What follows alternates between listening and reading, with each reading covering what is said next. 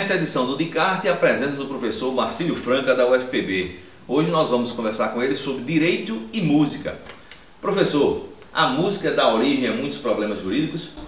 Sem dúvida, Luiz Carlos. A música é um palco, digamos assim, privilegiado para as questões, as controvérsias jurídicas, que vão desde os direitos autorais de compositores, de intérpretes, passando pelos direitos trabalhistas de músicos, as casas de show, o próprio direito público da música, a organização de orquestras públicas, o financiamento da música, os fundos municipais de cultura, uma série de questões aí que derivam dessa relação, dessa conversa entre a música e o direito. Professor, em relação aos cargos públicos, o músico pode acumular? Jorge, de fato, a minha opinião é que sim, que ele pode acumular, havendo compatibilidade de horário.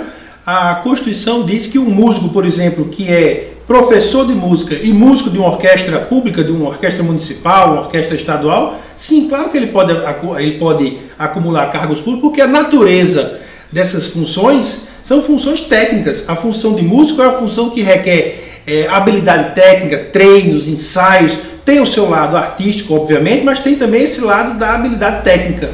E uma habilidade técnica que ele pode muito bem transmitir sendo cumulativamente professor de uma escola de música municipal, de uma escola estadual ou professor universitário de uma universidade pública.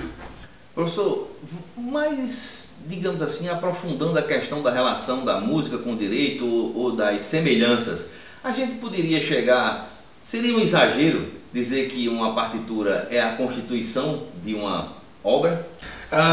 De jeito nenhum, não seria exagero nenhum. Já há na nossa literatura jurídica quem faça essa comparação entre a partitura musical e o texto legislativo, seja um código, seja uma lei, seja a própria Constituição.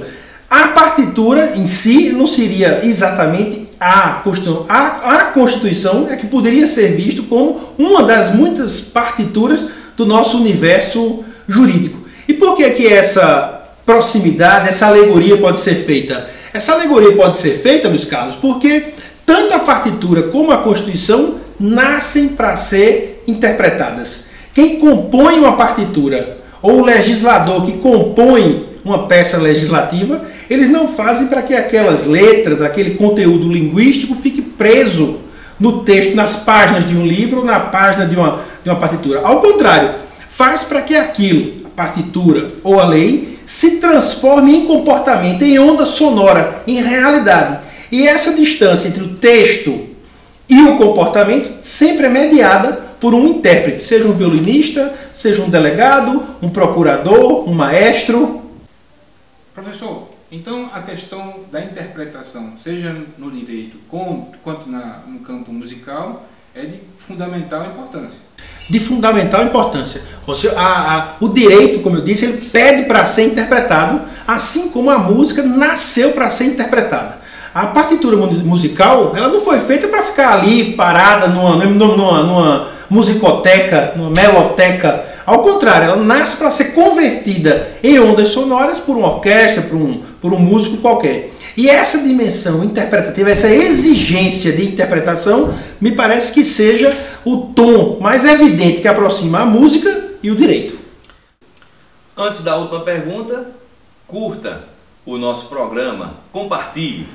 A organização da orquestra, professor, a hierarquia entre os músicos, também sugerem um complexo social que precisa de regras, de leis, de normas? Me parece que sim, me parece que a orquestra reproduz sensivelmente um tipo de sociedade, um tipo de... que numa escala maior é a nossa própria sociedade. Aliás, nesse ponto não há como deixar de fazer o paralelo com o filme de Fellini, O Ensaio de Orquestra, em que há uma revolução na orquestra em meio a um ensaio de uma música mais vibrante, mais calorosa, e o maestro é deposto.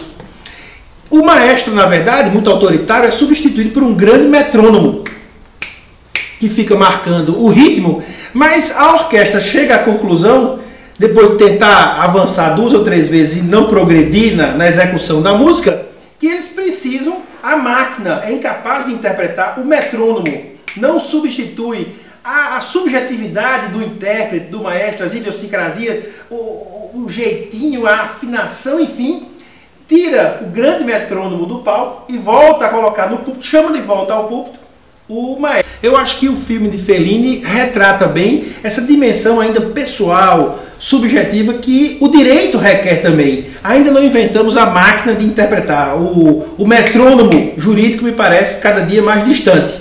Eu acho que essa também é uma lição que a música tem a dar ao direito. Bom, por hoje é só. Obrigado e até o próximo programa.